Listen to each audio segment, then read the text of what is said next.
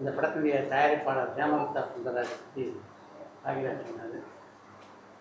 உண்மையில சொன்னோம்னா இது போன்ற தயாரிப்பாளர்கள் தான் இன்றைக்கு சினிமாவில் இயங்கி கொண்டிருக்கிறாங்க. ஏன்னா உங்களுக்கே நல்லா தெரியும், பெரிய படங்கள் பார்த்தீங்கன்னா வந்து ஒரு 20-25 படங்கள் தான் தமிழ் சினிமாவில் தயாராகுது. இன்றைக்கு 200க்கும் மேற்பட்ட படங்கள் இருந்தால் 150 160 படங்கள் இது போன்ற தயாரிப்பாளர்கள் தான் சினிமாவில் வந்து தொழிலாளர்கள் வந்து தொடர்ந்து வேலை செய்ய முடியும். இதுக்கெல்லாம் காரணம் அவங்க தயாரிப்பாளர் தான். இதுக்கு பின்னால் தன்னுடைய மகனை கதாநாயகன் ஆக்கணும் அப்படின்ற அவங்களுடைய ஆசை இருந்தால் இதெல்லாம் தாண்டி பார்த்தீங்கன்னா ஒரு தயாரிப்பாளராக ஒரு சீசன்டு தயாரிப்பாளர் எப்படி ஒரு திரைப்பட நிறுவனத்தை நடத்துவாங்களோ, எப்படி எல்லாருக்கும் உரிய நேரத்தில் அவங்க பணத்தை கொடுத்து எப்படி அவங்கெல்லாம் கவனிச்சுப்பாங்களோ, அதை விட மிகச்சிறப்பாக உங்கள் அம்மாவும் அப்பாவும் எல்லாரையும் ரொம்ப நல்லா பார்த்துருக்காங்க. அதுக்கு வந்து எங்களுடைய சார்பாக அவங்களுக்கு நிச்சயமாக நன்றியை சொல்லியாங்க. நடராஜன் சரி, பாஸ்கரன் சரி தன்னுடைய பணியை இந்த படத்தை ரொம்ப சிறப்பாக செஞ்சுருக்காங்க. இது போன்ற புதுமுகங்கள் ஒரு படத்தை நடிக்கும்போது கொஞ்சம் அடையாளம் தெரியணும் அப்படிங்கிறதுக்காக தான் பாக்யராஜ் போன்ற கலைஞர்கள் எல்லாம் அவங்க இந்த படத்தில் வந்து முக்கியமான ஒரு வேலத்தில் நடிக்க வச்சுருக்காங்க. இது போன்ற கலைஞர்களை சப்போர்ட் பண்ணுறதுக்காக பாக்யராஜ் பார்த்தீங்கன்னா படத்தில் நடிக்க ஒப்புக்கொண்டது மட்டும் இல்லாமல் இந்த படத்தை விளம்பரப்படுத்துகின்ற எல்லா நிகழ்ச்சியும் இதில் பார்த்தீங்கன்னா எத்தனை பேர் நடிச்சிருக்காங்கன்னு லிஸ்ட்டை பார்த்தவங்களுக்கு தெரியும். இதில் எத்தனை பேர் இங்கே கலந்துருக்கோம்னு தெரியும். இதில் இருக்கிற லிஸ்ட்டில் இருக்கிற ஆட்களை விட இவர் எவ்வளோ முக்கியமானவர் அப்படின்றது ஏதாவது மனித விஷயம். இவங்களில் பல பேர் இன்றைக்கி வரல. ஆனால் பாக்யராஜன் வந்திருக்காருன்னா அதுக்கு முக்கியமான காரணம் இது இங்கேருந்து அமெரிக்காவிலேருந்து ஒரு திரைப்படத்தை எடுக்கணுங்கிற ஆர்வத்தோடு வந்திருக்காங்க. அவங்களுக்கு நம்மளால் முடிஞ்ச ஒரு சப்போர்ட்டை கொடுக்கணும் அப்படின்ற ஒரு நல்ல குணம் தான்.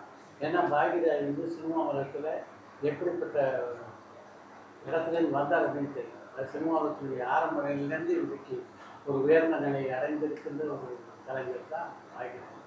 அதனால தான் இப்படி வந்து அந்த நிகழ்ச்சியாளரால் நம்ம வெளிக்காட்ட முடியும். யார் சினிமாவில் இருக்கணும்னா நாங்கள் முழுசாக சப்போர்ட் பண்ணணும். ராம் சேவா பொறுத்த வரைக்கும் என்னென்னா அவருடைய எல்லா படங்களையும் நான் நடிச்சிருக்கேன். டைரக்ட் ஒரு நல்ல ஒரு வேகமாக செயல்படக்கூடிய ஒரு இளைஞர் இயக்குனர். இது போன்ற இயக்குநர்களுக்கெல்லாம் என்னுடைய ஒரே ஒரு அறிவுரை தான் அதை நான் இங்கே பதிவு செய்யணும்னு நினைக்கிறேன். இன்றைக்கு சினிமா உலகத்தை சூழ்நிலை மிக முக்கியமானது கதை. எல்லாருமே நல்ல கதைகள் எழுதி ஆசை படைக்கிறாங்க. எவ்வளவோ கதைகள் வந்து கதாசிரியர் எழுதியிருக்காங்க, பல இலக்கியங்கள் எழுதியிருக்காங்க. அதனால் கூடுமான இருக்கும் திரைப்படங்கள் உருவாக்கும் போது அந்த கான்ட்ரிபியூஷன் எடுத்துருக்கு.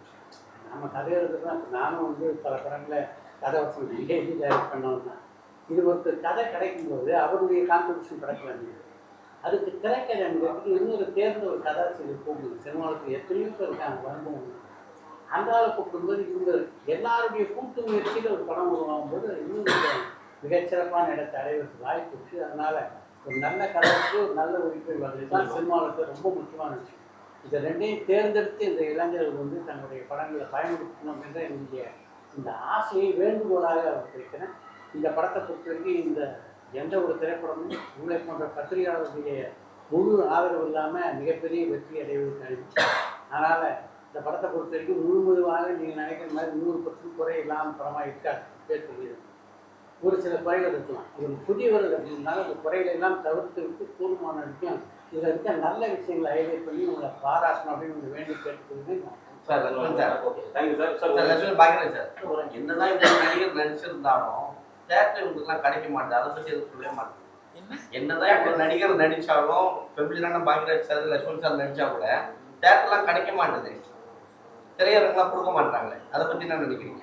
ஒன்றும் இல்லை, நீங்கள் மட்டும்தான் பிஸியாக இருந்துட்டுருக்கீங்க. உங்களுடைய டைம் தான் கிடைக்கவே மாட்டேங்குது. இப்போ 17-19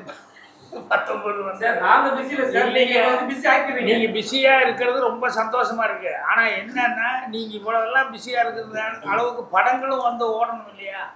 அதுக்கு வந்து என்னென்னா தேட்டர் தட்டுப்பாடுங்கிறாங்க, வியாபாரம் தட்டுப்பாடுங்கிறாங்க, அப்புறம் வந்து கோடிகளை மட்டும்தான் நம்பிட்டு படம் எடுக்கிறாங்க. இதெல்லாம் என்னன்னு சொன்னோம்னா இன்னைக்கு காலையில் கூட ஹெட்லைன் ஏதோ ஒரு பத்திரிகை வீக்லி மேக்ஸின் சினிமா வந்து எவ்வளோ கீழே போயிட்டு இருக்கு ஹெட்லைன் போட்டுருந்தாங்க. ஒரு 3-4 படத்தை தவிர்த்து வேறு எந்த படமே ஓடலை தன்னால் எடுத்ததில்லை அப்படின்னு சொல்லிட்டு. அதனால் தேட்டர்கள் இதெல்லாம் வந்து எல்லாம் சங்கங்கள் தான் 3-4 சங்கமாக ஆகிட்டு இருக்கு. ஒவ்வொன்றும் இந்த சங்கம் 2 சங்கம், அந்த சங்கம் 2 சங்கம் அப்படின்னு சொல்லி ஆகிட்டு இருக்க வழிய சினிமா எடுக்கிறதுக்கு முதல்ல கொஞ்ச நாளைக்கு முன்னால் கூட ஓடிடி அப்படின்னு சொன்னோடனே அது வந்து ஹாட் கேக் மாதிரி எல்லோரும் நினச்சிக்கிட்டு சந்தோஷப்பட்டுக்கிட்டு இருந்தாங்க. இப்போ கடைசியில் பார்த்தா ஓடிடி வந்து தேட்டரில் நீங்கள் போட்டு வாங்க அப்புறம் பார்த்துக்கலாம் அப்படின்ட்டாங்க போலுக்கு. அதனால் இப்போ அதுவும் பிரச்சனையாக உட்காந்துட்டு இருக்காங்க. அதனால் இந்த சினிமாக்களில் பொதுவாகவே சினிமாக்கே சோதனையாக தான் இருக்குது. இதுக்கு நடுவில் என்னென்னா நல்ல படங்கள் எடுத்தால் நீங்களும் நல்லா எழுத முடியும். ஸோ படங்கள் நல்லா எடுக்காமல் வந்து நீங்கள் அதை பண்ணுங்கள் இதை பண்ணுங்கள் அப்படின்னு சொல்லி கேட்டுக்கிறதுல பிரயோஜனம் இல்லை.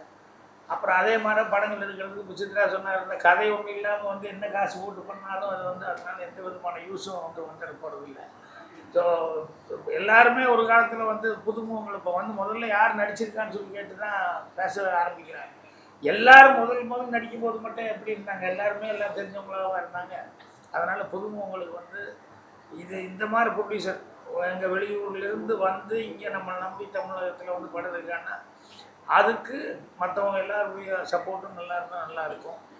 ஆனால் நீங்கள் சொல்கிற தேட்டர் ப்ராப்ளம் எல்லாம் சங்கத்தில் கேட்க வேண்டிய கேள்வி என்ன கேட்டீங்க? இல்லை சார், இங்கே வந்து ஒரு படம் ரிலீஸ் ஆகிறதுக்கு வர படம் எல்லாத்தையும் ஸ்டாப் பண்ணி வச்சுருந்தாங்க ஒரு 2 வாரத்துக்கு முன்னாடி. உங்களுக்கே தெரியும், பெரிய நிறுவனம் இப்போ ஆட்சியாளர் நிறுவனம் வந்து சில நேரங்களில் சில பேர் அதையே சினிமா துறையில பெரிய ஜாமானா இருக்கும் நீங்களாம் கேட்க மாட்டீங்க. அது சங்கம் நிறைய இருக்குன்றீங்களா? இல்லை சார், சங்கம் தான் கேட்கணும் சார். இது வந்து மேடை கிடைச்சா இப்படி பேசுவாங்க, கஷ்டமா இருக்குதுன்னு அதான் பேச முடியும். இது வந்து அந்த தீர்வுக்கு வந்து அந்த சங்கம் வச்சிருக்காங்கல்ல, அவங்க தான் போய் அதுக்கான முயற்சி பண்ணணும். பாடி ரெப்ரசன்ட் கவர்மெண்ட் வந்து அது அக்கறை எடுத்து அவங்களும் பண்ணணும். அது விட்டு போட்டு தேட்டர் இல்லாம கேரளா வந்து கவர்மெண்ட் இதே சினிமா நஷ்டமாகுதுன்னா ஓடிடி ஆரம்பிச்சிருக்காங்க. இங்கே தமிழ்நாட்டில் ஏன் அது சினிமாவை கண்டுக்கவே மாட்டாங்க? கலைஞர் இருந்தாரு, ஜெயலலிதா இருந்தாங்க, அவங்க சினிமா துறைக்கு வந்ததுனால அவங்க இதை பார்த்துட்டு இருந்தாங்க, என்ன நஷ்டம் கஷ்டம்னு. இப்போ இருக்க ஆட்சியாளருக்கு அதை பற்றி தெரியுமா தெரியாதான்னு தான் கேட்கணும். ஏன் நீங்களாம் போய் சொல்லக்கூடாதா? இப்போ இருக்கிற ஆட்சியாளர் சினிமா துறைகளை கவனம் செலுத்து அப்படின்னு சொல்ல முடியாதுங்க. ஒரு மிகப்பெரிய திரைப்படம் அவங்களும் சினிமால இருந்து வந்தவங்க, துணை முதல்வர் சினிமா நடிச்சு சினிமாவுக்கு பெருசா பண்ணலையே சார். பெரிய படம் வரும்போது அவங்க தான் வாங்கிக்கிறாங்க, மீதி எல்லாத்தையும் அப்படியே கீழே தள்ளிடுறாங்கன்னு குற்றச்சாட்டு வருது. நீங்க சொல்ற மாதிரி துணை முதல்வர் சொன்னீங்களே, அவங்க ஒரு கம்பெனி வச்சிருக்காங்க, ஒரு படம் ரிலீஸ் ஆகுது விடாமுயற்சின்னு, மீதி எல்லா படத்தையும் லாக் பண்ணி வச்சிருக்காங்க. அப்ப மக்கள் எந்த தேட்டருக்கு போவாங்க? எந்த தேட்டருக்கு போனாலும் அதெல்லாம் பார்ப்பாங்க. சின்ன படங்களை போய் பார்க்க முடியாதுல்ல. அவங்க விட்டுருங்க, அவங்களே இல்ல, வேற தமிழ்நாடு அவங்க தானே இருக்காங்க. ஒரு புது விநியோகஸ்தராக இருந்தாலும் அஜித் படம் வருது, ராம் சேவா படம் வருது, திரையரங்காரங்க யாருக்கு தேட்டர் கொடுப்பாங்க சொல்லுங்க சார். எம்ஜிஆர் படமும் வருது, சிவாஜி படமும் வரும்போது அங்க ஜெமினி படமும் வரும்ல. அந்த மாதிரி விட்டு பாருங்க சொல்ல வரோம். நீங்க எல்லாம் போய் கேட்கலாம்னு நாங்க கேட்கலாம். இப்போ அந்த மாதிரி படங்களுக்கு எல்லாம் வந்துட்டு தான் இருக்குது. அதனாலதான் ரப்பர் பந்தெல்லாம் ஓடுது இல்ல. பின்னெல்லாம் அதெல்லாம் கலெக்ஷன் ஜெயிக்கும். ரங்கநாதனும் அந்த காம்பினேஷன் டைரக்டர் யார் இந்த படம் பண்ணிக்க இவங்கெல்லாம் வந்து என்ன தைரியத்தில் எடுக்கிறாங்க படத்தை? அவங்க பெரிய நிறுவனம் தான் ப்ரொடியூஸ் பண்றாங்க. பெரிய நிறுவனங்கிறது பெரிய நிறுவனம் ஏன் அவங்க கிட்ட போனாங்கன்னா அவங்க ஆல்ரெடி ப்ரூவ் பண்ணாங்க. அதனாலதான் பெரிய நிறுவனம் அந்த மாதிரி ஆளுகளை வந்து அதை விட்டுருங்க. திறமையான டிராகன் படத்துக்கு கூட்டம் வந்தது காரணம் பெரிய நிறுவனம் தயாரிப்பு பண்றதுனாலயா?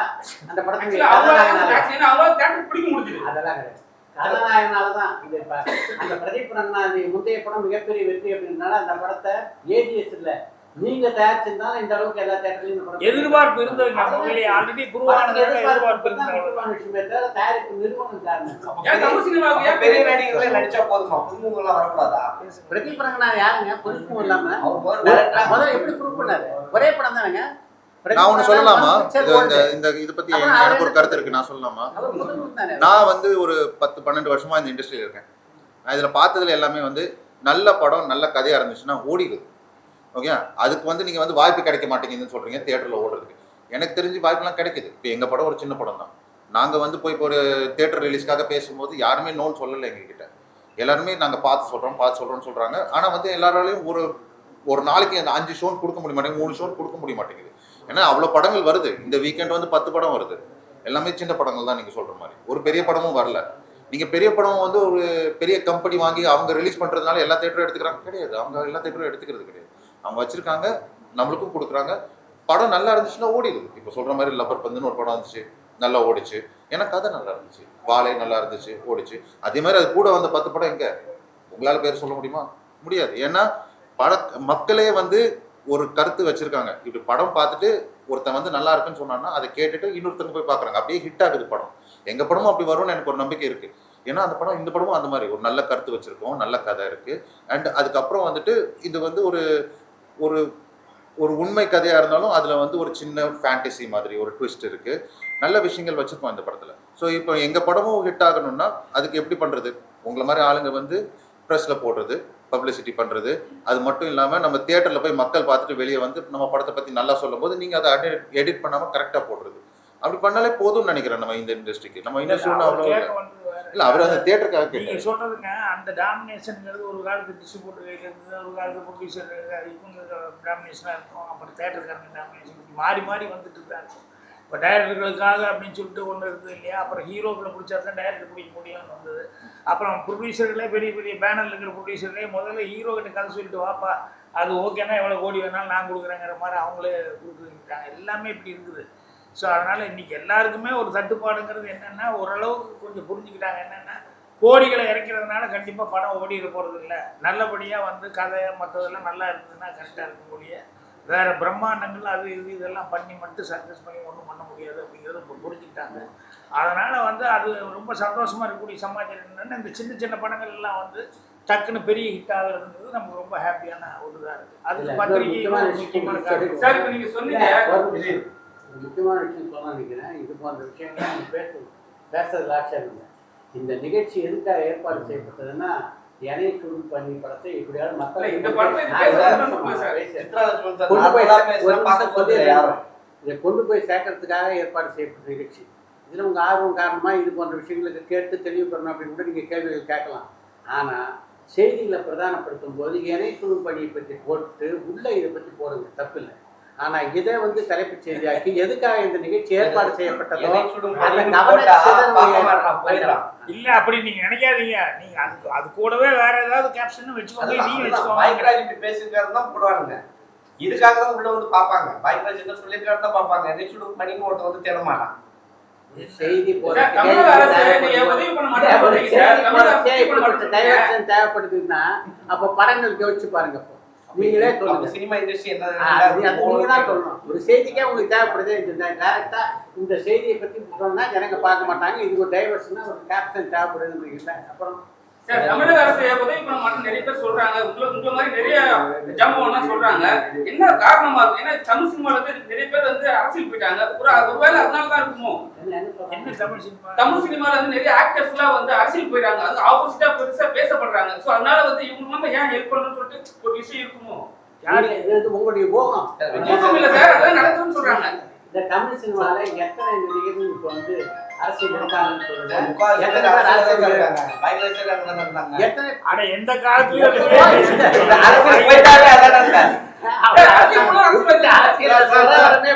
அரசியல்